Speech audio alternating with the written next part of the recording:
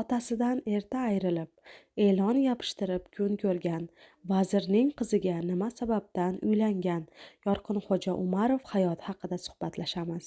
Yosh xonanda Yorqinxo'ja Umarovning onasi Zohida Umarova ham bir paytlar san'atkor bo'lgan, ammo turmush o'rtog'ining vafoti sabab san'atdan ketishga qaror qilgan.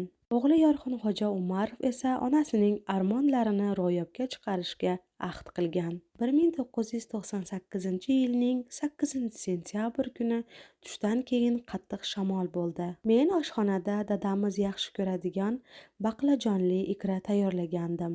Birdan ko'tarilgan kuchli shamol hamma yerni olg'ov-dalg'ov qilib yubordi. Qaynonamga qarab, yaxshi odam o'ldi shekilli dedim. Qaynonam gapimga hayron bo'ldi. Sentyabrda bunday shamol bo'lmasdi-da dedim. Yorqinxo'ja 5 yoshda edi. Bog'chaga ketgandi.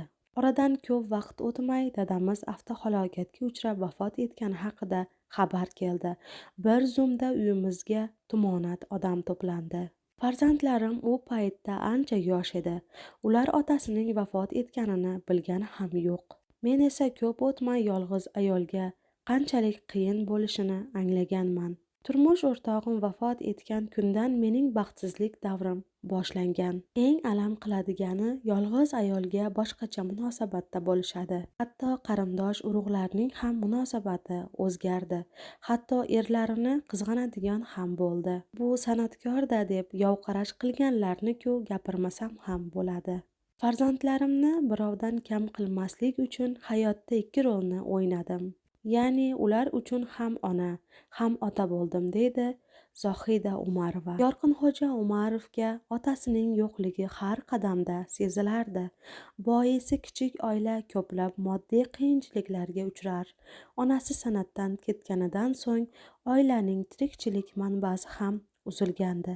Onamdan biror marta pul so'ragan bola emasdim. Bersa olardim, bermasa pulim yo'qligini aytmasdim. Tanaffus payti yaqinlashishi bilan yo'qolib qolishga harakat qilardim. Chunki sinfdoshlarim oshxonaga borib nimadir xarid qilishardi. Hatto ularga ham pulim yo'qligini bildirishni istamasdim. Juda ko'p moliyaviy qiyinchiliklarga uchraganmiz. Shu bois 4-sinfdan boshlab ishlashga qaror qilganman. O'sha paytlarda simyog'och va ko'p qavatli uy eshiklariga e'lonlar yopishtirilardi. Men ham shunday ishga joylashib pul ishlaganman. Piyoda yuraverib oyoqlarim og'rib ketardi, deydi xonanda. Zohida Umarova san'atkor bo'lsa-da, o'g'lining ham shu kasbni egallashini istamaydi. U Yorqinxo'ja otasi kabi ichki ishlar xodimi bo'lishini orzu qilardi. Onam ichki ishlar xodimi bo'lishim uchun rosa harakat qilgan. Avvaliga onamning qarori to'g'ridir deb bilganman. Ammo baribir ichki xohishimga qarshi chiqolmaganman, deydi xonanda. Bolaligimda o'zbek maktabda o'qiganman, ammo rus millatiga mansub do'stlarim ko'p bo'lgan. Keyin institutning rus guruhida o'qidim. Bolalikdan esa ingliz tilini o'rganishga harakat qilganman. Hozirgi kunda rus va ingliz tillarida erkin muloqot qila olaman. 2023-yilning 19-sentyabr kuni 31 yoshida Yorqinxo'ja Umarov O'zbekiston madaniyat vaziri Ozodbek Nazarbekovning 17 yoshli 3-qizi Zinnuraga uylandi. Yorqinxo'ja kelinligiga yo'l olishdan avval onasi Zohida Umarovaga maxsus taklifnoma hamda tilla zanjir sovg'a qildi. 2 yoshning visol oqshomi poytaxtdagi restoranlardan birida bo'lib o'tdi. Tantanada Dilnoza Kubayeva, Rixsitilla Abdullayev, Zara Shirinova, Jamshid Umurzoqov va Davron Kabulovlar boshlovchilik qildi. Yorqinxo'janing onasi Zohida Umarova kelgan barcha mehmonlarga minnatdorchilik bildirib, shou-biznes vakillariga o'g'lini yolg'izlatib qo'ymagani uchun alohida tashakkurlarini izhor etdi. Yorqinxo'janing o'zi O'zbekiston xalq artisti G'ulomjon Yoqubov bilan duet kuyladi. Men Yorqinxo'ja bilan Zinnuradan alohida yashayman.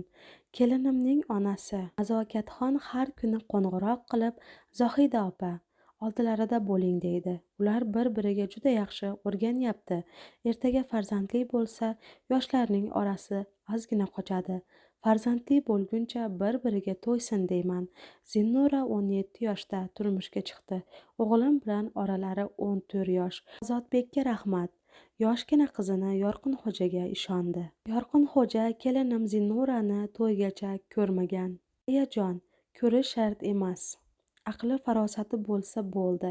Bu mening komplekt muhabbatim, deydi. Kelinim ham islom dinini sof qabul qilib, o'g'limga nikohgacha o'zini ko'rsatmaganiga rahmat.